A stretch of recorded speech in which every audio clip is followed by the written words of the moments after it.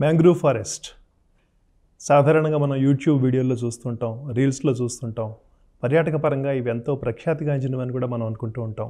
కానీ పర్యావరణ పరిరక్షణలో ఎన్నో తుఫానుల నుంచి మనల్ని కాపాడటంలో ఇవి కీలక పాత్ర పోషిస్తాయని చాలా కొద్దిమందికి మాత్రమే తెలుసు. మన దేశంలో చూస్తే సుమారుగా 7,500 కిలోమీటర్ల సాగర తీరం ఉంటే దాంట్లో 4,900కు పైగా చదరపు కిలోమీటర్లలో ఈ మ్యాంగ్రూవ్ ఫారెస్ట్ అనేది వ్యాపించి ఉంది. హుదుద్, సునామీ వంటి అనేక ప్రకృతి వైపరీత్యాల నుండి ఈ కోస్టల్ ఏరియాని యాజ్ వెల్ యాజ్ లోపల ఉన్న భాగాన్ని కూడా కాపాడటంలో ఈ మ్యాంగ్రూవ్ ఫారెస్ట్ ఎంతో కీలక పాత్ర పోషిస్తుంటుంది.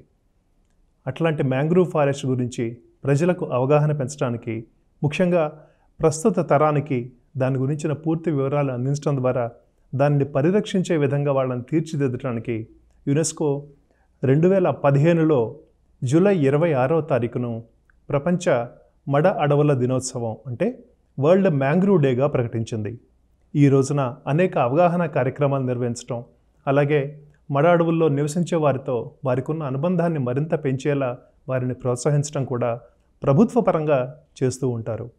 ఈ విషయంలో మరిన్ని వివరాలను తెలుసుకోవడానికి Shantipriya Pandey, additional chief conservator of forest, AP forest department మనతో ఉన్నారు. ఒకసారి ఆవిడని అడిగి మరిన్ని వివరాలను మనం తెలుసుకుందాం. మేడం నమస్తే అండి, వెల్కమ్ టు సప్తగిరి ఆడియన్స్కి నమస్కారం. Welcome to Doordarshan ma'am. First అసలు ఈ మ్యాంగ్రూవ్ ఫారెస్ట్ అంటే ఏంటి, ఒక్కసారి మా ప్రేక్షకులకి చెప్పండి. బేసిక్గా మ్యాంగ్రూవ్స్ తెలుగులో మనం మడ అడవులు అంటూ ఉంటాము.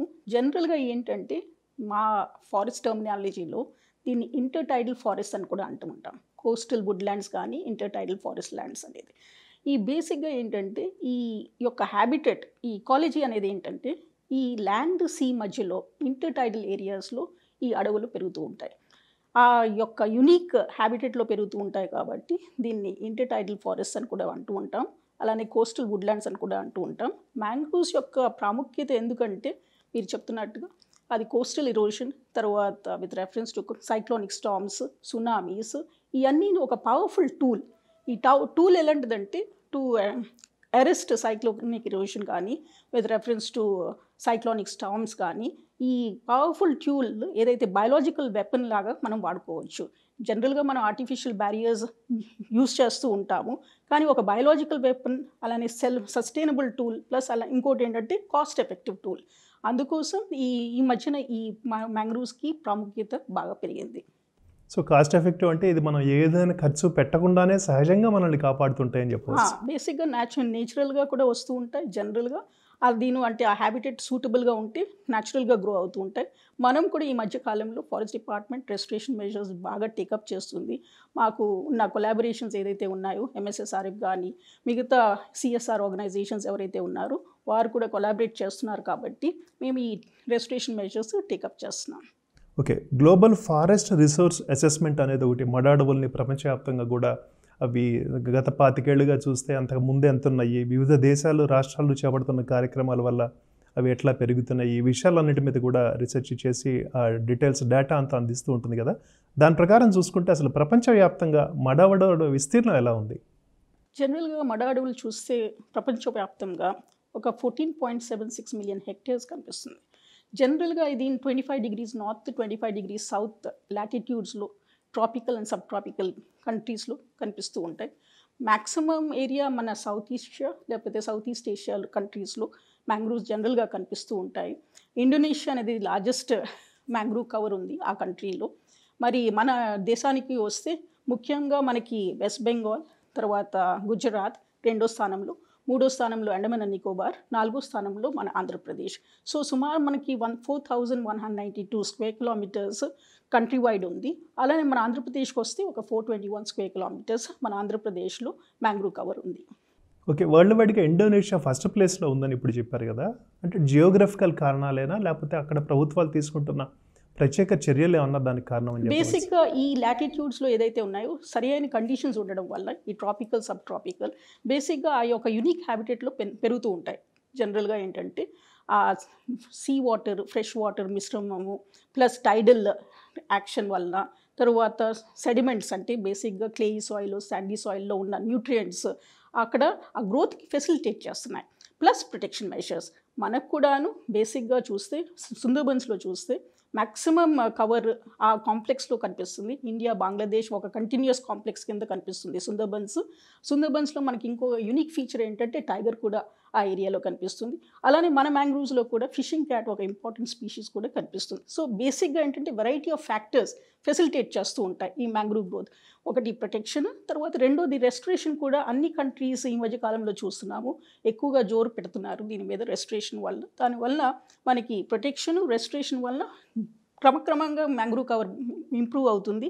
అలాగే ఆంధ్రప్రదేశ్లో చూస్తే 21కి 23 స్టేటస్ రిపోర్ట్లో చూస్తే 13 స్క్వేర్ కిలోమీటర్స్ పెరుగుదల కనిపించింది. ఫారెస్ట్ కవర్ కన్నా మ్యాంగ్రూవ్ కవర్ బాగా ఇంప్రూవ్ అవుతుంది. ప్లస్ మనకేంటంటే కృష్ణాను ప్లస్ బాపట్ల ఏరియాలో ఈ మధ్యకాలంలో బాగా రెస్టరేషన్ ప్రాక్టీసెస్ టేకప్ చేయడం వలన గోదావరి మాదిరిగా మనకి మంచి మ్యాంగ్రూవ్ కవర్ కూడా కృష్ణా బాపట్ల డిస్ట్రిక్ట్స్లో కూడా కనిపిస్తుంది. So talking about the species, ప్రపంచవ్యాప్తంగా ఇండోనేషియా ఇండియా కానివ్వండి, దీంట్లో స్పీషీస్ యూజువల్గా మనం కేటగరీజ్ చేయొచ్చు వాటిని. ఇండోనేషియాకి మనకే ఉన్న మెయిన్ తేడా ఏంటి దాంట్లో? బేసిక్గా అంటే మనకి మ్యాక్సిమం 82 స్పీషీస్ ఉన్నాయి. డిఫరెంట్ జెనీరా, డిఫరెంట్ ఫ్యామిలీస్, ఒక 14 హైబ్రిడ్స్ కూడా ఉన్నాయి. ఇండోనేషియా అంటే వారి యొక్క క్లైమేట్ ప్రకారంగా కొన్ని స్పీషీస్ ఉన్నాయి. మనకి కొన్ని స్పీషీస్ అంటే బేసిక్గా మనం ఎక్కువగా ఎవెసీనియా వాడుతూ ఉంటాం రెస్టరేషన్ ప్లాంటేషన్స్లో, లేకపోయినా మన రైజోఫోరా, బ్రుగేరా 4-5 స్పీషీస్ ఎక్కువగా మనకి నేటివ్గా ఉన్నాయి కాబట్టి ఆ నేటివ్ స్పీషీస్ మనం జస్ట్ ప్రోత్సహిస్తూ ఉంటాం. అలానే రెస్టరేషన్ ప్రాక్టీసెస్లో కూడా ఎక్కువగా ఈ స్పీషీస్ టేకప్ చేస్తూ ఉంటాం. వారి ఏరియాలో వాళ్ళకి ఇండిజినస్ స్పీషీస్ ఏవైతే ఉన్నాయో దీన్ని జనరలీ ప్రాపగేట్. మన ఏరియాలో మాత్రం ఎక్కువగా ఎవెసీనియా, బ్రుగేరా, రైజోఫోరా అనే స్పీషీస్ జనరల్గా మనము రెస్టరేషన్ ప్లాంటింగ్లో టేకప్ చేస్తూ ఉంటాం. వీటిలో మనం ఇంక్రీజ్ చేయగలిగినవి ఏవి? అంటే మనం ఎఫర్ట్ పెట్టడం ద్వారా అంటే 3 స్పీషీస్ ఆఫ్ ఎవెసీనియా ఎక్కువగా ఉన్నాయి. ఆఫిసినాలిస్, మెరీనా అనేది ఇలాంటి 2 స్పీషీస్ ఉన్నాయి, ఎక్కువగా వాడుతూ ఉంటాం. అంటే ఈ మిశ్రమం మనకి ఎక్కువగా కనిపిస్తుంటుంది. రైజోఫోరా, బ్రుగేరా, ఎవెసీనియా, అలానే ఒక సిరియాప్స్ అనే ఒక స్పీషీస్ ఉంది. అలానే విత్ రెఫరెన్స్ టు ఎక్స్కోకెరియా అనేది ఒక స్పీషీస్ ఉంది. ఈ జనరల్ స్పీషీస్ బాగా వస్తూ ఉంటాయి మనకి ఏరియాస్లో, గోదావరి కానీ కృష్ణా డెల్టా. అంటే మనకి ప్రాముఖ్యంగా 4 నదులు ఉన్నాయండి. ఫస్ట్ ఏంటంటే కృష్ణ, గోదావరి, వంశధార అండ్ పెన్నార్. ఈ 4 నదుల్లో కూడా మనకి ఎక్కడైతే మిశ్రమం అవుతుందో సీ వాటర్తో మనకి మ్యాంగ్రూవ్స్ కనిపిస్తూ ఉంటాయి. ఎక్కువగా గోదావరి, రెండోదేమో కృష్ణా డెల్టా. ఎందుకంటే బేసిక్గాను ఆ డెల్టాయిక్ ఏరియాస్లో ఎక్కువగా క్రీక్స్ ఆ సీ వాటర్ని కలుస్తున్నప్పుడు మనకి మ్యాంగ్రూవ్స్ ఎక్కువగా ఫెసిలిటేట్ అవుతూ ఉంటాయి. ఆ రెస్టరేషన్ ప్రాక్టీసెస్ కూడా మనం ఏవైతే అటెంప్ట్ చేస్తున్నామో ఈ 2 డెల్టాస్లో ఎక్కువగా చేయడం వల్ల బాగా పెరుగుదల కనిపించింది. అలానే పెన్నార్లో మనకి నెల్లూరు, పులికెట్ ఏరియాలో కొంత మ్యాంగ్రూవ్స్ ఈ మధ్య కాలంలో కూడా రెస్టరేషన్ ప్రాక్టీసెస్ టేకప్ చేస్తున్నాం. అలాగే శ్రీకాకుళంలో, విశాఖపట్నంలో కొంత మనకి మ్యాంగ్రూవ్ కవర్ ఉంది. కానీ కంపేర్ టు కృష్ణా కానీ గోదావరికి అంత ఇది లేదు కానీ, బట్ డెఫినెట్గా ఓవర్ ది ఇయర్స్ మనం ఎక్కువగా దాని మీద కాన్సన్ట్రేట్ చేయగలిగితే ఆ ఏరియాస్లో కూడా బాగా రెస్టోర్ చేయగలుగుతాం. So coming to the key point, పర్యావరణ పరిరక్షణలో మ్యాంగ్రూవ్స్ ఏదైతే జనరల్ పబ్లిక్కి వాళ్ళకి ఇందాక అనుకున్నట్టుగా మనం కేవలం ఒక ఎంటర్టైన్మెంట్ థింగ్ లాగా మాత్రమే మ్యాంగ్రూవ్స్ గురించి తెలుసు, పడవల్లో లోపలికి వెళ్ళటాలు అవన్నీ కూడా, అవి మనల్ని కాపాడటంలో అవి ప్లే చేస్తున్న కీ రోల్ గురించి కొన్ని మాటలు చెప్పండి. మ్యాంగ్రూవ్స్ బేసిక్గా నేను చెప్పాను కదా ఫస్ట్లో ఏదైతే ఉందో ఒక పవర్ఫుల్ బయాలజికల్ టూల్.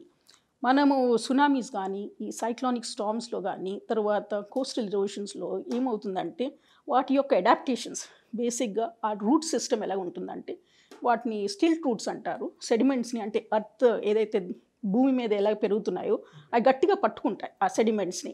దానివల్ల కంపాక్ట్నెస్ వస్తుంది. ఆ టైడల్ వేవ్ యాక్షన్ని కంట్రోల్ చేయగలుగుతూ ఉంటాయి. అలానే వాటికి కొన్ని అడాప్టేషన్స్ ఎలా ఉన్నాయంటే అవి అలాంటి ఎన్వైరన్మెంట్స్లో పెరుగుతున్నాయి కాబట్టి ఆక్సిజన్ వాళ్ళకి తక్కువ, ఆక్సిజన్ డెఫిషియెంట్ ఎన్వైరన్మెంట్స్లో పెరుగుతూ ఉంటాయి కాబట్టి దానికి ఒక అడాప్టేషన్ వాళ్ళకి ఏమున్నాయంటే ఆ రూట్స్ న్యూమెటోఫోర్స్ అంటారు. అది ఆక్సిజన్ పీల్చుకుంటాయి. ఆ రూట్స్ కిందకి పోకుండా పైకి పెరుగుతూ ఉంటాయి అన్నమాట. అదొక అడాప్టేషన్. అలానే ఈ స్పీషీస్ ఏమంటాయంటే బేసిక్గా మన సాల్ట్ని ఎక్స్క్రీట్ చేస్తాయి, లేకపోతే సాల్ట్ అబ్జార్బ్ చేస్తాయి. సో ఈ బేసిక్ 3 హ్యాబిట్స్ అడాప్టేషన్స్ వలన ఈ మ్యాంగ్రూవ్స్ ఈ ఏరియాస్లో గ్రో అవుతూ ఉంటాయి. సో ఎక్కడైతే మనము ఒక ఎగ్జాంపుల్ చెప్తాను, కాకినాడ బే. ఆ కాకినాడ బేకి మనము గోదావరి రివర్ 2 పాయలుగా చీలుతుంది. గోస్తాని ఒకటేమో వశిష్ట, గౌతమి అండ్ వశిష్ట. ఈ వశిష్ట గౌతమి మళ్ళీ ఇంకో 2 పాయలుగా చీలుతుంది, కోరంగి అండ్ గాడేరు రివర్స్. ఇవన్నీ కాకినాడ బేలో షాలో వాటర్స్ అది అక్కడ జాయిన్ అవుతాయి. అక్కడ జాయిన్ అయిన చోట దగ్గర భైరవపాలెం దగ్గర కానీ కొత్తపాలెం కానీ ఇలాంటి ఏరియాస్లో మనకి ఎక్కువగా మ్యాంగ్రూవ్స్ కనిపిస్తూ ఉంటాయి. మనం కాకినాడకి ఈ మధ్యకాలం చూసాం, సైక్లానిక్ స్టార్మ్స్ ఎన్ని వచ్చినాయో, 94లో కూడా వచ్చినాయి. తర్వాత మనం హుదూద్ చూసాం, సునామీ చూసాం. ఇవన్నీ ఈ ఈవెంట్స్లో ఏమవుతుందంటే బేసిక్గాను అవి విండ్ వెలాసిటీని తగ్గించగలుగుతాయి.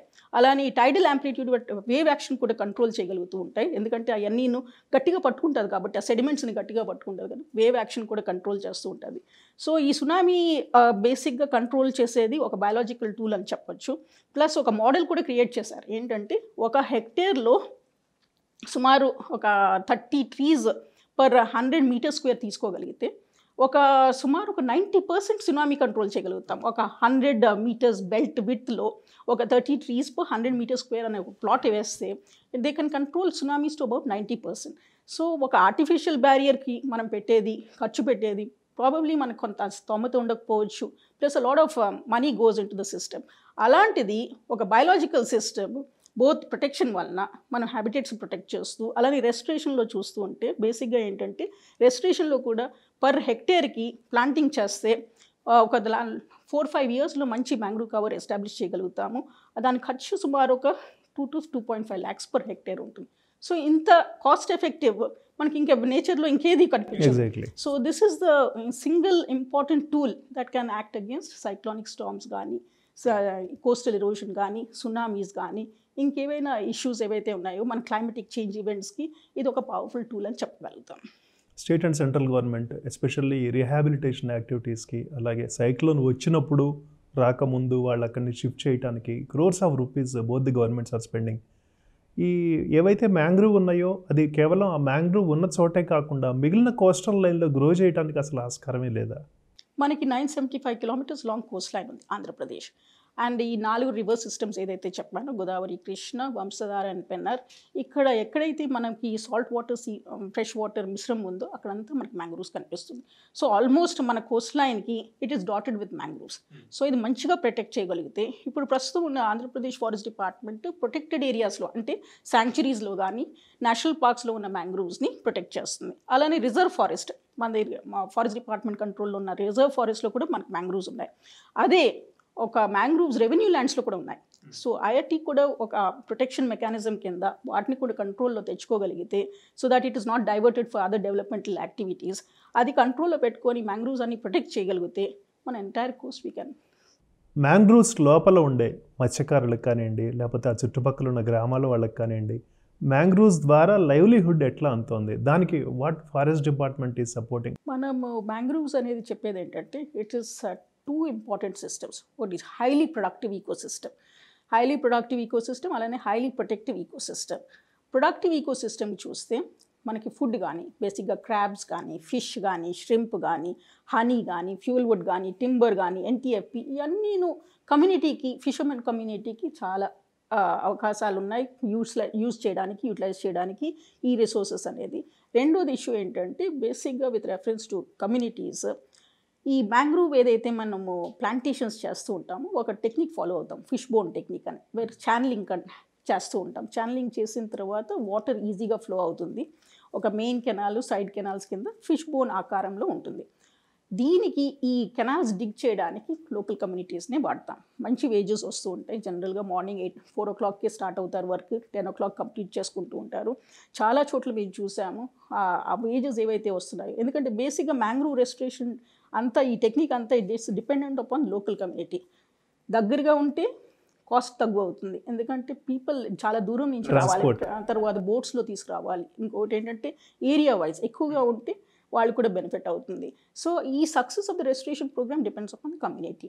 వాళ్ళకి వేజెస్ వస్తూ ఉంటాయి, they can own this system, మాది అని చెప్పుకోగలుగుతారు. ప్లస్ ఇది ప్రొడక్టివ్ ఈకో సిస్టమ్. ఈ విధంగా అలానే బేసిక్గా ఏంటంటే ఈ మధ్య కాలంలో we are promoting something called mangrove ecotourism. Ecotourism promote చేస్తూ మ్యాంగ్రూవ్ ఈకో టూరిజంలో స్పెసిఫిక్గా లేడీస్ని ఇన్వాల్వ్ చేస్తున్నాం.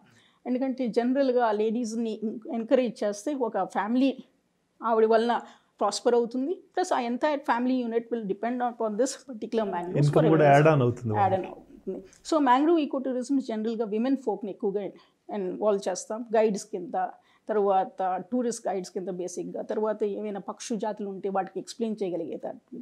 సో బేసిక్లీ ఏంటంటే విమెన్ ఫోర్స్ని ఎక్కువగా మ్యాంగ్రూవ్ ఈకో టూరిజంలో అలానే మ్యాంగ్రూవ్ వర్క్స్లో కూడా, ఎందుకంటే వారి యొక్క బేసిక్ టెండెన్సీ ఏంటుంటుందంటే ఎక్కువగా పని చేయగలుగుతారు కాబట్టి ఈ మట్టి పని కానీ, నర్సరీస్ పని కానీ, ప్లాంటేషన్స్ పని ఎక్కువగా విమెన్ ఫోక్ని ఇన్వాల్వ్ చేస్తూ ఉంటాం. Even the food, local food they can only cook and అది సర్వ్. ప్రొడక్టివ్ ఈకో సిస్టమ్ అని చెప్పాను కదా, ఆ ప్రొడక్టివ్ ఈకో సిస్టమ్ ఇన్ఫ్యాక్ట్ ఆ క్రాబ్స్ కానీ, ష్రింప్ కానీ, ఏదైతే మనకి ఈ ఫిష్ ఉందో ఈ మ్యాక్సిమం న్యూట్రియంట్స్ ఉంటాయి. ఎందుకంటే మ్యాంగ్రూవ్ ఈకో సిస్టంలో ఆ న్యూట్రియంట్ వాల్యూ పెరగడం వలన we also find aquaculture farms కూడా కొద్ది మ్యాంగ్రూవ్స్ వేసుకుంటూ ఉంటారు బండ్స్ మీద, ఎందుకంటే ఆ న్యూట్రియంట్ వాల్యూ పెరుగుతుందని. When compare to other ecosystems, mangrove ఈకో సిస్టంలో దొరికిన క్రాబ్ కానీ, ఫిష్ కానీ, ష్రింప్స్ కానీ ఈ చాలా న్యూట్రిటివ్ వాల్యూ ఉంటుంది. So they get a higher rate and better market, ఆ విధంగా ఉంటుంది. ఆల్రెడీ రిగార్డింగ్ ఎక్స్పోర్టింగ్ ఆక్వా ఎక్స్పోర్ట్స్లో మనం ఏపీ ఇండియాలోనే నెంబర్ 1గా ఉంది. సో ఇవన్నీ కూడా వాళ్ళకి ఒక మంచి యాడ్ ఆన్స్ అవుతాయి. మ్యాంగ్రూవ్ బండ్ మీద వేస్తుంటే జనరల్గా న్యూట్రిటివ్ వాల్యూ పెరుగుతూ ఉంటుంది. సో ఒక 25 సంవత్సరాల క్రితంకి ఇప్పటికీ చూసుకుంటే, ఇందాక మీరు చెప్పినట్టుగా ఫిష్ బోన్ టెక్నిక్ అనే దాంతో ఎంతో ఎఫర్ట్ చేసి forest department I think you have achieved very many things. ఒక చిన్న సక్సెస్ స్టోరీ లాంటిది ఏమైనా చెప్తారా? 25 సంవత్సరాలకి ఇప్పటికీ మ్యాంగ్రూవ్స్ రెస్టోరేషన్లో వాట్ వీ హ్యావ్ డన్ అన్నది. మ్యాంగ్రూవ్ రెస్టరేషన్ జర్నీ అయితే నిజంగా చెప్పాలి అంటే ఫారెస్ట్ డిపార్ట్మెంట్, MSSRF ఈ రెండు ఆర్గనైజేషన్స్ 87లో ఆ కొలాబరేషన్ స్టార్ట్ అయింది. ఈ started with a small pilot plot 0.5 hectares. ఆ ప్లాట్తో స్టార్ట్ చేసాం 87లో.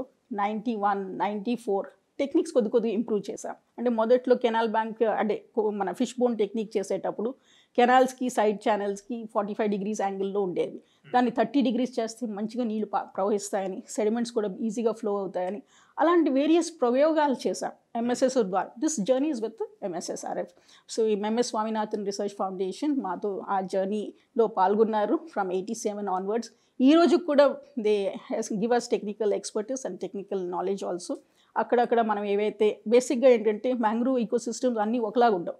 Different habitats, different river systems, different topography వలన వేరియస్ టెక్నికల్ ఎక్స్పర్టీస్ అప్పుడప్పుడు అవసరం ఉంటుంది. ఎందుకంటే మ్యాంగ్రూవ్ ఏరియాస్లో సాల్ట్ మార్షెస్ ఉంటాయి, మడ్ ఫ్లాట్స్ ఉంటాయి, ఏవి ప్లాంటేషన్స్కి అనుగుణంగా ఉంటాయి, ఏవి అనుగుణంగా ఉండవు, అవన్నీ మనం కొద్దిగా ఓవర్ ఎక్స్పీరియన్స్ గెయిన్ చేసాం. సో ఈ MSSRFతో ఏదైతే ఈ జర్నీ మేము టేకప్ చేసామో it has been successful, fruitful and nice collaboration.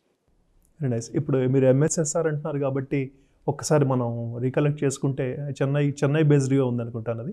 దాంట్లో వాళ్ళు మెయిన్ సైన్స్ని ఇన్వాల్వ్ చేస్తూ రూరల్లో ఎవరైతే ఈ స్వచ్ఛంద సంస్థలను కలిసి, అలాగే వాళ్ళ ఇది జర్నీ కనుక చూస్తే సుమారుగా 15 స్టేట్స్లో ఎట్ అబౌట్ 3 lakh ఫిషర్మెన్ కానివ్వండి, ఫార్మర్స్కి కానివ్వండి, వాళ్ళు ఇప్పటికీ టిల్ డేట్ సపోర్ట్ చేసినట్టు కూడా మన దగ్గర డేటా ఉంది. ఒక్కసారి ఈ వీళ్ళ తరఫున ఎవరైతే మనకి రిప్రజెంట్ చేస్తున్నారో రామసుబ్రహ్మణ్యం గారు, ఒక్కసారి ఆయన అడిగి మన రాష్ట్రంలో మడ అడవుల మీద ఒక్కసారి ఆయన వాయిస్ మనం విందాము. దేశంలో కృష్ణా, గోదావరి ముఖద్వారంలో చాలా విస్తీర్ణమైన మడ అడవులు ఉంది. దాదాపు ఇండియన్ ఫారెస్ట్ సర్వే రిపోర్ట్ చూసుకుంటే మనకు 405 స్క్వేర్ కిలోమీటర్లు మ్యాంగ్రూవ్స్ ఉంది. సో ఆ మ్యాంగ్రూవ్స్ వచ్చి అన్ని రిజర్వ్ ఫారెస్ట్ ఏరియాలో ఉంది. సో దీన్ని బాగా ప్రొటెక్ట్ చేసిన దానివల్ల ఇప్పుడు రీసెంట్గా 2 years ముందు 21, 23 అప్పుడు అసెస్మెంట్లో చూస్తే దాదాపు 13 స్క్వేర్ కిలోమీటర్స్ మనకు బాగా మొక్కలు బాగా పెరిగింది. ఇది ఎందువల్ల అంటే మెయిన్గా బాగా ప్రొటెక్ట్ చేసే దానివల్ల, దాని తర్వాత మ్యాంగ్రూవ్ ఎక్కడెక్కడ తరిగిపోయిందో ఆ ప్లేసెస్లో మడ మొక్కలు నాటి ప్రజలు భాగస్వామ్యంతో మనం పనిచేసిన దానివల్ల కొద్దిగా ఎక్కువ ఫలితాలు వచ్చింది. థ్యాంక్ యూ రామ్ సుబ్రహ్మణ్యం గారు. Ma'am, coming back to you. So భవిష్యత్ తరాల కోసం చూస్తే ఈ మ్యాంగ్రూవ్స్లో పర్యాటక పరంగా కానివ్వండి, వాటిని ఎకో టూరిజం పరంగా కానివ్వండి, భవిష్యత్ తరాలకి మనం ఏం అందించవచ్చు ఈ మ్యాంగ్రూవ్ నుంచి? సో మ్యాంగ్రూవ్స్ అనేది ఇప్పుడు మ్యాంగ్రూవ్ అలయన్స్లో కూడా మనం మన కంట్రీ ఇండియా సిగ్నేటరీ. సో ఈ మధ్యకాలంలో ఈ పవర్ఫుల్ టూల్ని అందరూ గుర్తించగలుగుతున్నారు. ఆల్ కంట్రీ వైడ్, తర్వాత వరల్డ్ వైడ్, స్టేట్ వైడ్ కూడా మేము కూడా గుర్తించగలిగాము. ఎందుకంటే ఈ మ్యాంగ్రూవ్ కవర్ 13 square kilometers పెరగగలిగింది 2 yearsలో. నా ఫారెస్ట్ కవర్ కన్నా మ్యాంగ్రూవ్ కవర్ బాగా స్టెబిలైజేషన్ ఇస్తుంది. అలానే మనకి ఇప్పుడు చీఫ్ మినిస్టర్ గారు కూడాను 50% గ్రీన్ కవర్ కావాలి అని అంటున్నారు స్టేట్లో. సో మనకి ఇప్పుడు బేసిక్గా ఒక 23% వరకు ఫారెస్ట్ కవర్ ఉంది. అలానే విత్ గ్రీన్ కవర్ చూస్తే ఒక 29% ఉంది. నెక్స్ట్ 4-5 ఇయర్స్లో 37% ఇంప్రూవ్ చేయాలనేది. సో ఈ రెస్టరేషన్ ప్రాక్టీసెస్ ఏదైతే మనం మ్యాంగ్రూవ్స్లో టేకప్ చేస్తున్నాం, సక్సెస్ఫుల్గా ఉన్నాము and we have gain some experience. So ఇలాంటిది నెక్స్ట్ 4-5 ఇయర్స్లో ఒక 4,000 to 5,000 హెక్టేర్స్ ఇంప్రూవ్ చేస్తూ, ప్రొటెక్ట్ చేస్తూ, ఇంక్రీజ్ ఇన్ గ్రీన్ కవర్. బేసిక్గా ఏంటంటే మనకి ఏదైనా ఇష్యూస్ వచ్చినప్పుడు, క్లైమేట్ చేంజ్లో తేడాలు కనిపిస్తున్నప్పుడు, ఈ సైక్లోనిక్ స్టార్మ్స్ కానీ, ఈ సునామీస్ వచ్చినవన్నీ, ఇది ఒక పవర్ఫుల్ టూల్ కాబట్టి దీన్ని ఉపయోగించుకుంటూ, గ్రీన్ కవర్ పెంచుకుంటూ, అలానే లైవ్లీహుడ్స్ కమ్యూనిటీని ఇంప్రూవ్ చేసుకుంటూ, కమ్యూనిటీ బేసిక్ దీనికి ఈ ప్రోగ్రామ్ అన్నిటికీ కమ్యూనిటీని ఇన్వాల్వ్ చేయడం, విమెన్ ఫోక్ని ఇన్వాల్వ్ చేయడం, ఈకో టూరిజం కూడా. ఎందుకంటే వాళ్ళని ఎందుకు ఇన్వాల్వ్ చేయాలి అంటే, unless you teach the world, awareness పెరిగితే కానీ పీపుల్కి అండర్స్టాండ్ చేసుకోలేరు ఎందుకు ఈ ఈకో సిస్టమ్ ఇంపార్టెంట్ అనేది. మీరు ముందు చెప్పారు.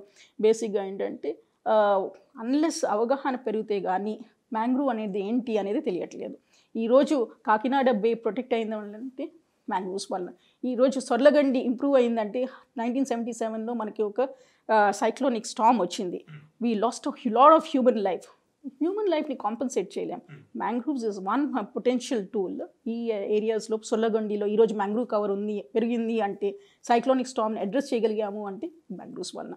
అలానే నెల్లూరులో ఉన్న సైక్లోనిక్ స్టార్మ్స్, విశాఖపట్నంలో వచ్చేవి, ఇవన్నీ రేపు పొద్దున్న these will be our solutions to different climatic changes at the same time cyclonic storms కానీ. ఎందుకంటే ఇది ఒక potential coast for different cyclonic storms, especially October, November, డిసెంబర్లో. అలాంటిది mangroves will be a biological shield, ఒక ప్రైమరీ డిఫెన్స్ అగేన్స్ట్ నేచర్.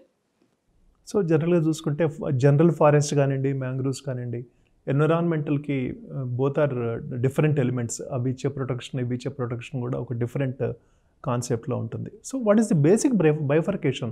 మామూలు forest మనం stretch పెంచడానికి చేసే ఎఫర్ట్స్కి, మ్యాంగ్రూవ్లో ఈ స్ట్రెచ్ పెంచడానికి చేసే ఎఫర్ట్స్కి మెయిన్ తేడా ఎక్కడ ఉంటుంది? ఈ మధ్యకాలంలో ఎక్కువగా ఈ వర్డ్స్ వాడుతూ ఉంటాం, కార్బన్ క్రెడిట్స్, బయోడైవర్సిటీ క్రెడిట్స్ అనేది. బేసిక్ మ్యాంగ్రూవ్స్ ఏంటంటే ఒక టెరిస్ట్రియల్ ఫారెస్ట్ ఈకోసిస్టమ్. టెరిస్ట్రియల్ ఫారెస్ట్కి మ్యాంగ్రూవ్స్కి తేడా ఏంటంటే, mangroves 4 times more carbon sequestration చేయగలుగుతాయి. 4 times more than terrestrial ecosystem. అంటే ఒక ల్యాండ్ మాస్లో అదే ఫారెస్ట్ సిస్టమ్, అదే మ్యాంగ్రూవ్ ఈకోసిస్టమ్ చూస్తే, మ్యాంగ్రూవ్ ఈకోసిస్టమ్ సెక్వెస్టర్ చేసేది 4 times more than the terrestrial ecosystem. అది కార్బన్ సింక్ అంటే స్టోరేజ్ కింద పొటెన్షియల్ కూడా మ్యాంగ్రూవ్స్కి చాలా ఎక్కువ పొటెన్షియల్ ఉంది. ఈ కార్బన్ స్టోరేజ్ వలన లోపల సాయిల్ మాస్లో కార్బన్ స్టోర్ అవుతూ ఉంటుంది. And these are used as credits. అంటే ఇండస్ట్రియల్ డెవలప్మెంట్స్ ఏదైనా చేస్తూ ఉంటే జనరల్గా వాళ్ళు అమ్ముకుంటూ ఉంటారు క్రెడిట్స్ అనేది. నేను ఈ విధంగా చేశాను కాబట్టి ఇక్కడ కార్బన్ స్టోర్ అయ్యింది అని. సో ఈ మధ్యన ఈ కార్బన్ క్రెడిట్స్, బయోడైవర్సిటీ క్రెడిట్స్ అనేది చాలా ఇంపార్టెంట్. మనకి చూస్తే పులికెట్లో కానీ, నేలపట్టులో కానీ, విత్ రెఫరెన్స్ టు కొరింగా కానీ, కొల్లేరు కానీ, కృష్ణాలో కానీ, ఆ బర్డ్ డైవర్సిటీ చూస్తే నథింగ్ ఎల్స్. ఈ మధ్యకాలంలో wetlands, nothing else can match this kind of diversity, bird diversity.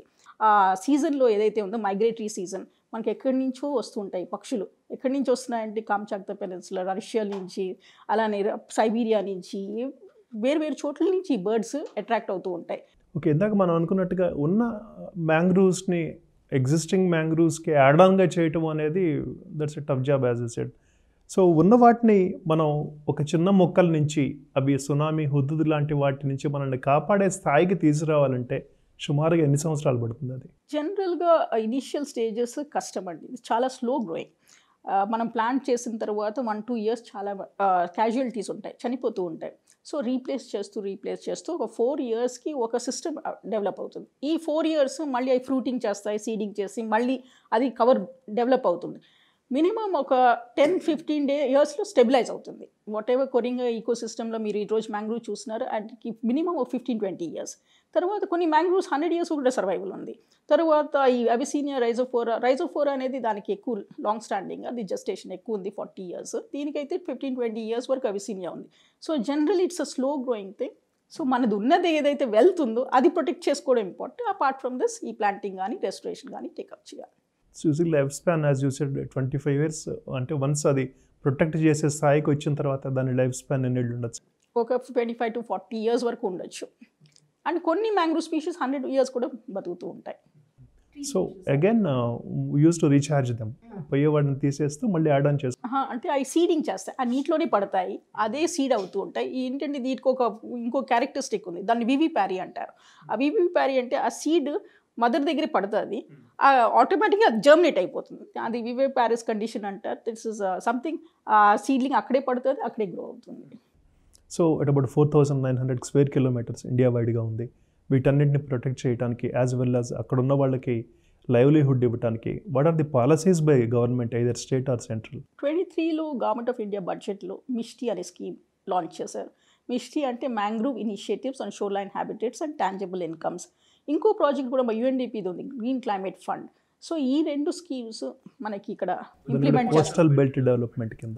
ఇది బేసిక్గా మ్యాంగ్రూవ్స్ కోసం, మ్యాంగ్రూవ్ ఇనిషియేటివ్స్, అలానే ఇన్కమ్స్ కూడా ఇంప్రూవ్ చేయడానికి, లైవ్లీహుడ్స్. ఆ స్కీమ్ వల్ల లాస్ట్ ఇయర్ మేము 700 హెక్టేర్స్ టేకప్ చేసాం, ఈ సంవత్సరం కూడా 700 హెక్టేర్స్ టేకప్ చేస్తాం. అలానే జీసీఎఫ్ కూడా లైవ్లీహుడ్స్ ప్లస్ ప్లాంటింగ్ కూడా టేకప్ చేస్తున్నారు, మంచిగా చేస్తున్నారు. సో బేసిక్గా ఈ స్కీమ్ సపోర్ట్ అంతా మనకి క్యాంపా అనేది, కాంపన్సేటరీ అఫారెస్టేషన్ అనేది ఒక స్కీమ్ ఉంది, దాంట్లో నుంచి గవర్నమెంట్ ఆఫ్ ఇండియా ఫెసిలిటేట్ చేస్తున్నారు. ఈ స్కీమ్స్ వల్ల మేము రెస్టరేషన్ ప్రాక్టీసెస్ టేకప్ చేస్తున్నాం. అలానే కాకుండా మాకు ఒక మ్యాంగ్రూవ్ జెనెటిక్ రిసోర్స్ సెంటర్ ఉంది, 25 species all over the country in collaboration with MSSRF. అన్ని mangrove species over the country తీసుకొచ్చి ఒక జెనెటిక్ బ్యాంక్ క్రియేట్ చేసాం కోరింగా దగ్గర. సో అపార్ట్ ఫ్రమ్ దిస్, అంటే అదే technology, technical know how, apart from this ఇది ఏదైతే స్కీమ్స్ ఉన్నాయో అవి కూడా ఇంప్లిమెంట్ చేస్తున్నాం. మ్యాంగ్రూవ్స్, ఫారెస్ట్, ఈ రెండింటికి ఉన్న ఇంటర్లింకింగ్ గురించి శ్రీధర్ గారు ఒక్కసారి ఇప్పుడు మనతో చిన్న బ్రీఫింగ్ ఇస్తారు. శ్రీధర్ గారు chief wild life warden, PCCF wild life forest department, Andhra Pradesh. Sir చెప్పండి, మెయిన్గా వైల్డ్ లైఫ్కి మ్యాంగ్రూవ్కి ఉన్న ఇంటర్లింక్ ఏంటి? How we can explain that? మనకు వైల్డ్ లైఫ్ చూస్తే ఈ 2 శాంక్చురీస్లో ఎక్కువ ఫిషింగ్ క్యాట్ అనేది ప్రైమ్ స్పీసీస్. ఫిషింగ్ క్యాట్ అనేది చాలా అరుదైన జంతువు. ఈ మధ్య న్యూస్లో కూడా ఎక్కడో శ్రీకాకుళంలో రైతులు చూసి భయపడ్డారు. అంత భయపడాల్సిన పని లేదు. ఇది చిన్న మన పిల్లి సైజు కంటే కొంచెం పెద్ద సైజుగా ఉంటుంది. కాకపోతే ఈ ఫిషింగ్ క్యాట్ అనేది ఒక మనకు సపోజ్ టైగర్ రిజర్వ్లో టైగర్ ఎలాగో ఇక్కడ మ్యాంగ్రూవ్స్లో ఫిషింగ్ క్యాట్ అనేది ఒక టాప్ ప్రిడేటర్. అదేవిధంగా స్మూత్ కోటెడ్ ఆటర్ అనే ఇంకొక జంతువు కూడా ఉంటుంది ఇక్కడ. వైల్డ్ లైఫ్ చూస్తే ఈ జంతువులే కాకుండా పక్షులు, రకరకాలైన పక్షులు ఇక్కడ మడ్ ఫ్లాట్స్ అని ఉంటాయి, వాటి మీద ఫీడ్ చేయడానికి కూడా వస్తాయి. Pelicans, painted stocks, open build stocks, ఇటువంటివన్నీ ఫీడ్ చేయడానికి ఈ మడ అడవులు కూడా ఒక గ్రౌండ్ లాగా ఫీడింగ్ అండ్ బ్రీడింగ్ గ్రౌండ్ లాగా ఉపయోగపడుతుంది. కాబట్టి ఆ విధంగా చూసినా కూడా ఇదొక ప్రత్యేక వ్యవస్థ, చాలా అరుదైన వ్యవస్థ అని చెప్పొచ్చు మనం భూగోళం మీద. కాబట్టి వాటిని మనం కాపాడుకోవటం అనేది ఎంతైనా అవసరం ఉంది. Thank you sir, thank you very much. Ma'am, coming back to you. Casuarina plantation, మ్యాంగ్రోవ్స్తో పాటు ఇది కూడా మనకి ఎన్విరాన్మెంటల్ బెనిఫిట్స్ ఎన్నో అందిస్తుంది. రిగార్డింగ్ దిస్ క్యాజురినా ప్లాంటేషన్ మనం ఫారెస్ట్ డిపార్ట్మెంట్ తరఫున తీసుకుంటున్న యాక్షన్స్ ఏంటో చెప్తారు ఒకసారి? కొన్ని సంవత్సరాల కింద 25-30 years బ్యాక్ ఒక సీడా అనే ప్రాజెక్ట్ వచ్చింది గవర్నమెంట్ ఆఫ్ ఇండియా నుంచి, డానిష్ ప్రాజెక్ట్ అనుకుంటా.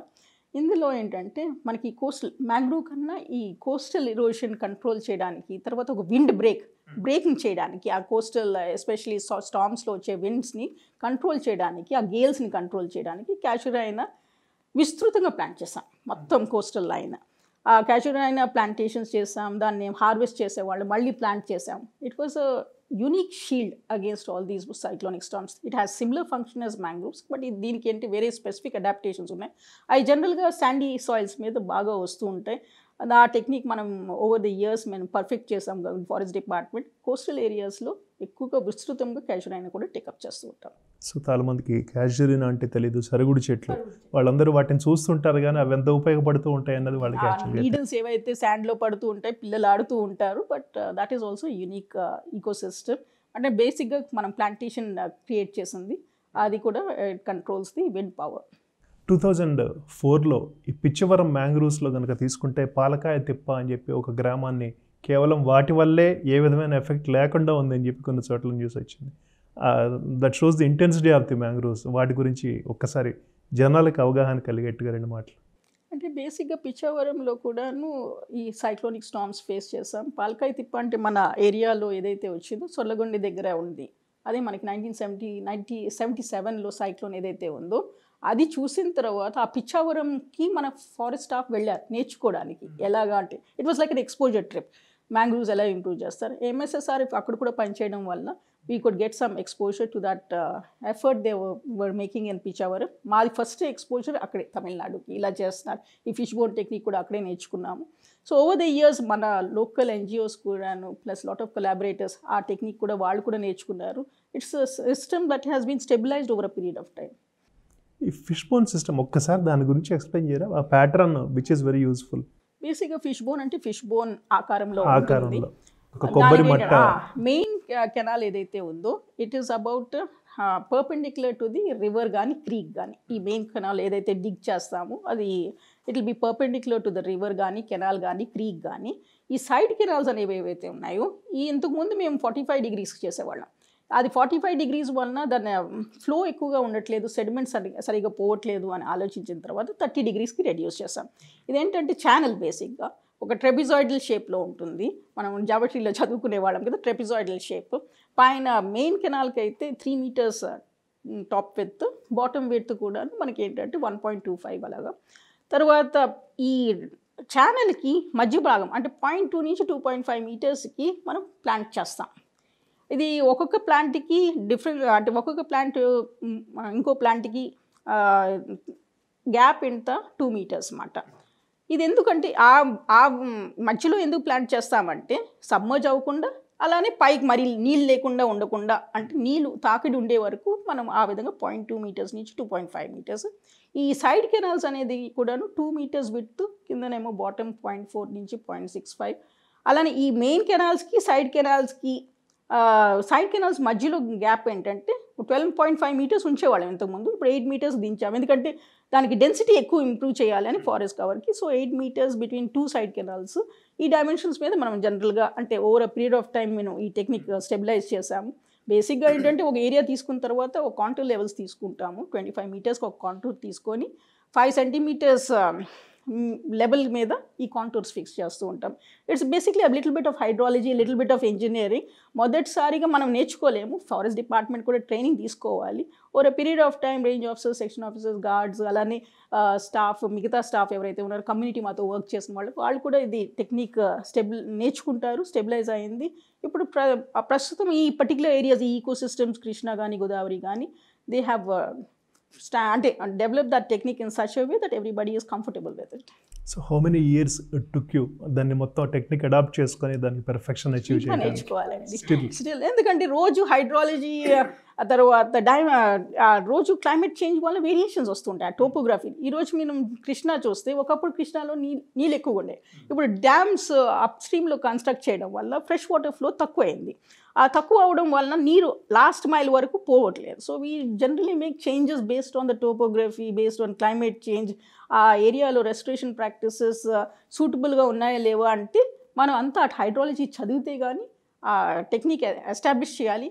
కానీ కొన్ని మిస్టేక్స్ కూడా చేస్తూ ఉంటాం. ఆ మిస్టేక్స్ని ఎలా కరెక్ట్ చేయాలని కూడా ఆలోచిస్తూ ఉంటాం. సో దట్ అట్లీస్ట్ ఒక్కొక్క ప్లాట్ 250 hectares, 300 hectares ఉంటుంది. సో కొన్ని చిన్న చేంజెస్ చేయాల్సిన అవసరం ఉంటూ ఉంటుంది. ఆ కరెక్షన్స్ చేస్తూ we will try to develop in such a way that the habitat is restored. So దాని ఎగ్జిక్యూషన్లో కూడా లోకల్స్ని ఎక్కువ తీసుకుంటారా? మాతో పనిచేసిన వాళ్ళు చాలామంది ఉన్నారండి. బేసిక్లీ కొంతమంది ఎన్జిఓస్ ఉన్నారు. మాకు అప్పారావు అని ఒక ఆయన చాలా సంవత్సరాల నుంచి మాతో ఉన్నారు. ఎంఎస్ఎస్ఆర్ఎఫ్ ఉన్నారు, లోకల్స్ ఉన్నారు. వాళ్ళు కూడా ఐడియా ఉంటుంది ఏ వాళ్ళలో చేస్తే బాగుంటుంది, ఎటుపక్క స్లోప్ ఉంది, వాటర్ ఎలా ఫ్రీగా ఫ్లో అవుతుంది. కొన్నిసార్లు మ్యాట్లు వేస్తాయి అంటారు, ఎక్కువగా సైక్లానిక్ స్టార్మ్స్ ఉంటే మ్యాట్లు వేసేస్తాయి. ఆ మ్యాట్లు వేసినప్పుడు ఏం చేయాలి, ఎందుకంటే మెయింటెనెన్స్ కూడా ఛానల్స్ సిల్ట్ అయిపోతూ ఉంటాయి, అవి మెయింటెనెన్స్ చేయాలి, సిల్ట్ తీయాలి. ఆ విధంగా కూడా మనం చేస్తూ ఉండాలి. అండ్ కరెక్షన్ మెకానిజం అనేది ప్రతి ఇయర్ చేస్తేనే అది స్టెబిలైజ్ అవుతుంది. ఓకే, ఇప్పుడు లోకల్ లేబర్ని మీరు పబ్లిక్ని ఇన్వాల్వ్ చేస్తూ వాళ్ళ దగ్గర నుంచి లేబర్ తీసుకున్నప్పుడు ఐ థింక్ MGNRGS అది కూడా సపోర్ట్ చేస్తుంది అనుకుంటున్నాను. MGNRGS కూడా ఒక స్కీమ్, బట్ బేసిక్గా మేము ఎక్కువగా చేస్తుంది ఏంటంటే it's a very expensive operation.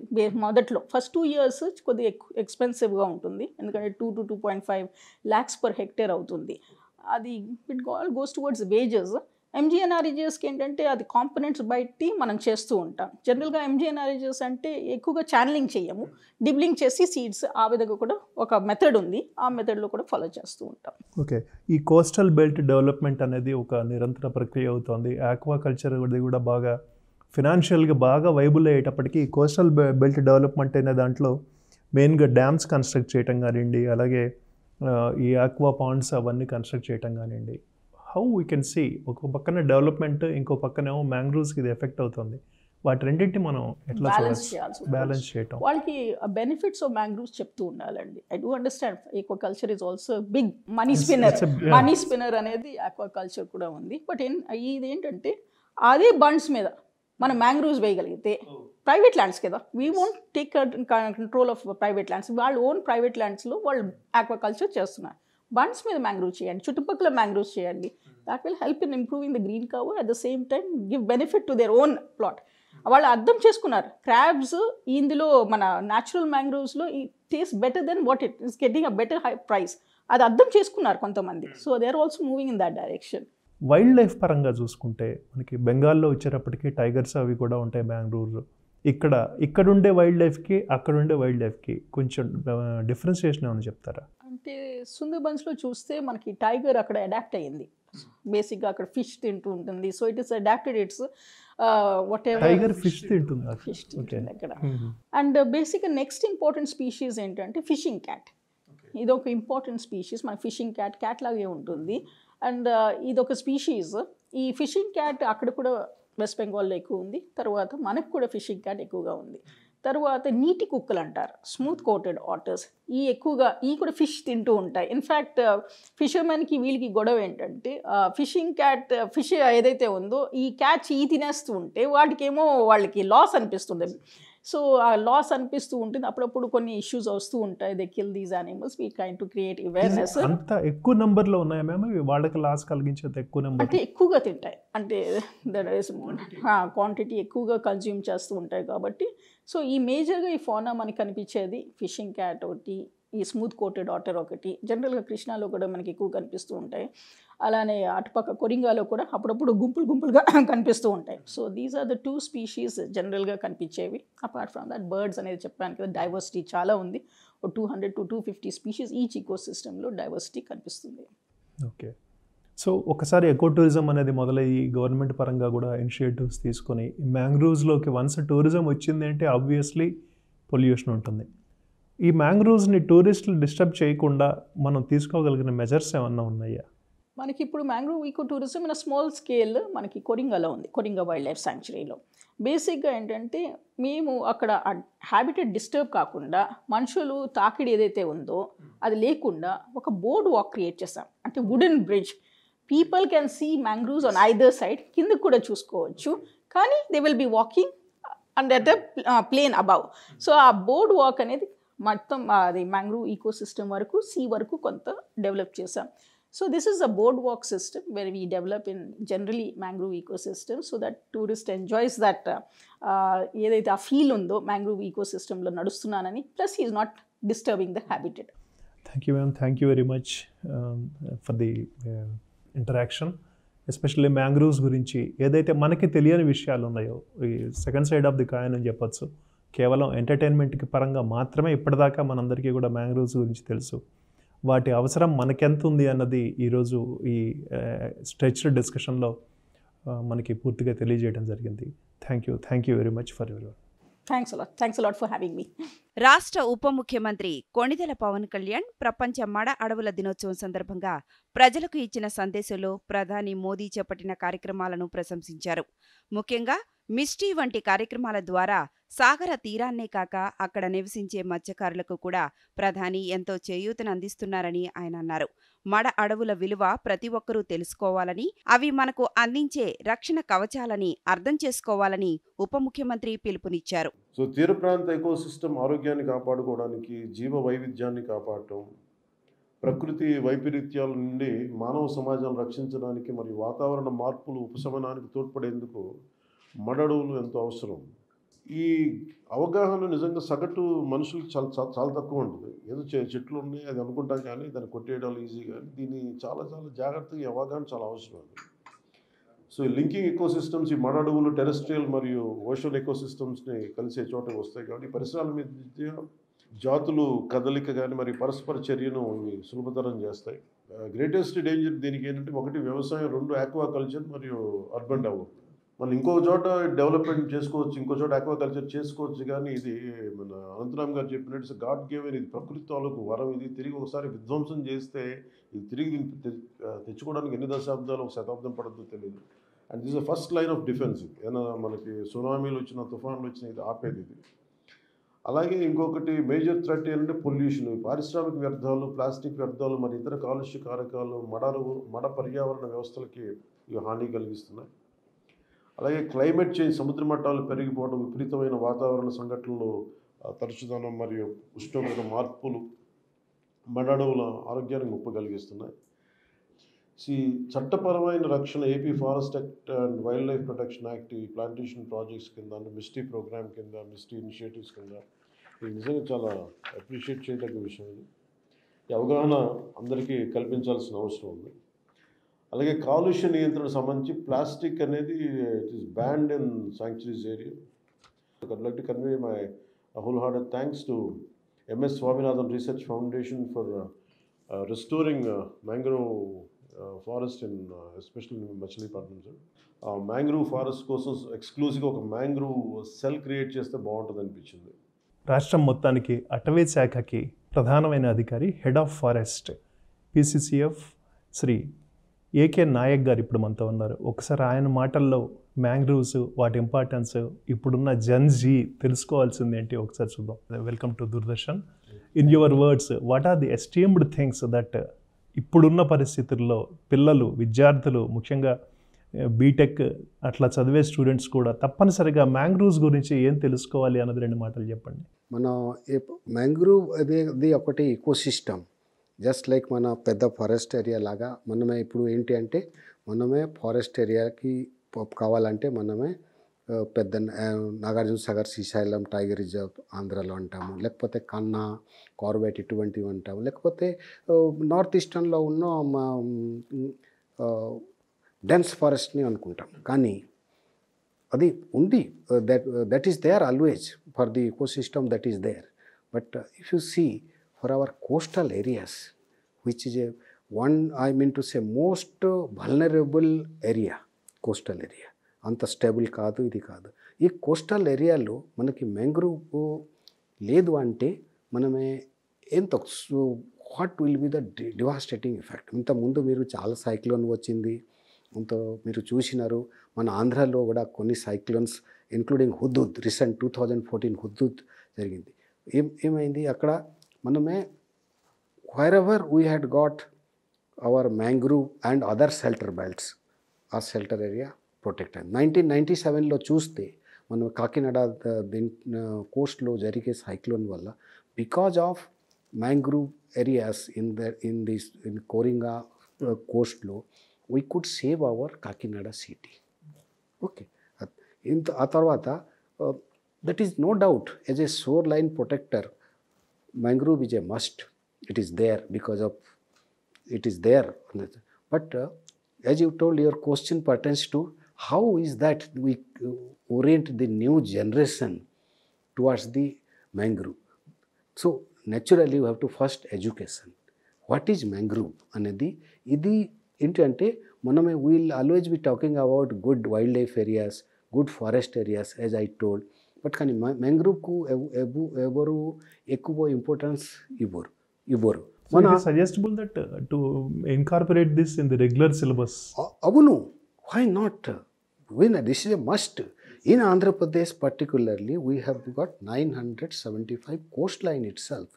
ఈ కోస్ట్ లైన్లో మనం చూస్తే మనం దాదాపు 500 square kilometre, square kilometre not lengthwise ఉన్నాయి. Because most of our source still do not have the good protection. But mangrove area chuste, if you can start from Koringa and Krishna estuary, because this is basically estuarian ecosystem where salt water and all this water mixed together. Adi untai kabatti you can definitely find that these are the areas which protect the very vulnerable land area. Otherwise, this will be simply wiped out in no time with the type of climate change and all these things that they are happening. So mangrove area, we have to see that it's one of the most important ecosystem for human survival. I will say human survival. You must be knowing that all the coastal areas are always thickly populated. Take any example. You start from Sundarban, wonderful that they call it as Sundarban Biosphere Reserve. Why do they call it? Because it's because of vast ecological, it's a vast area and the ecological importance of that area because of this mangrove only. Similarly, come down to Odisha, it is also there. Okay. Andhra, we are no less. We have wonderful mangroves in Krishna estuary as well as our Koringa area, that is Godavari. Okay. That you choose what is happening is that you can really know how much people depend on that. And I told you about the it has protected you was from cyclone and all these things. That is different issue altogether. At the same time, it provides immense livelihood opportunities. So that is there. What it doesn't give you, it gives you crab, fishes, and so many other things. Not to forget about that, as you told, how to attract them, the young generation, towards the mangrove. Why they come? They come for seeing nature. It's one of the nature's gift to us, these mangrove areas. These are nature gifts to us. Ante manam ippudu chudandi, tourism. Tourism untene manam now new generation are immediately attracted towards tourism. Ekkada tourism unte పరిగెత్తారు. Now tourism is taking different type of tourism. We start from wildlife tourism, or it may tell nature tourism. Now you may say now temple tourism and so many and tourisms. Now it is a tourism which will take you close to the nature, how we survive with nature. If we protect this mangrove will protect us.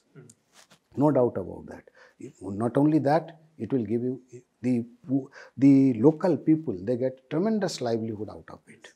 Tourism is something which you can show people that they are close to nature and they have to have a feel about that. So that is there. As I told you, starting from Koringa, you can like seafood. It is basically comes on the area which is estuary. So definitely you can take them there, the new generation, make them understand the plant comes like this, this comes like this, why this is necessary. Yes. If they see right at the spot that mangrove comes like this and mangrove how it protects, how every, that plant mass is there to protect it. Together it survives as a wall against all adverse effects of nature. Then they will understand why it is necessary for us. Otherwise, probably, if we do not bring them to see it, showing them on anything, the new generation are not going to this thing. It has to be tourism point of view, it has to be attractive to them without compromising on the conservation aspect or damage other, with bad impact on the tourism. Tourism should be allowed to that extent where it is people come, learn, enjoy and go back and spread the news of conservation. This is what my message to the new generation will be there. So I think this is the only element, tourism is the only element to bring the younger generation to mangroves. I am telling you, not younger generation means it should start with education. People, as I told you, we have got tremendous information and data about other areas, but mangrove, it is less.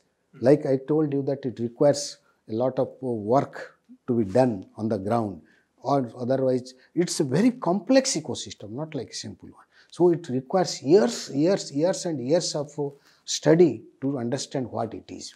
So that is why it is there. And carbon sequestration, as you must be knowing, people are the buzzword nowadays, and this is one of the area which sequesters most of the carbon, the high potential for carbon sequestration and climate stabilization. This is that part we have to make. That's what I am telling you, education and research. Unless all these things are done, probably we cannot take the information and education about mangrove forward. It's not. It is this information and awareness is worldwide. That's why 26th of July, what we celebrate with a different thing, that climate resilience and mangrove, like that theme we bring out. Why? How it is related to our climate stabilization and all these things. Mangrove one of the most important ecosystem. So we have to create awareness, educate, and tourism is a means. That's it. Yes, Thank you sir. so much. Thank you, sir. Thank you. So head of the forest department Andhra Pradesh state Nayak garu ఇప్పటిదాకా మనతో పాటు ఉండి especially younger జనరేషన్కి ఆయన ఇచ్చిన message at least కొంతమందికైనా అర్థమయ్యి 26వ తారీఖు వాళ్ళు మ్యాంగ్రూవ్స్ గురించి ఒక చిన్న స్టడీ అయినా సరే చేయాలి అని చెప్పి మేము ఎక్స్పెక్ట్ చేస్తున్నాము. Sir thank you very much.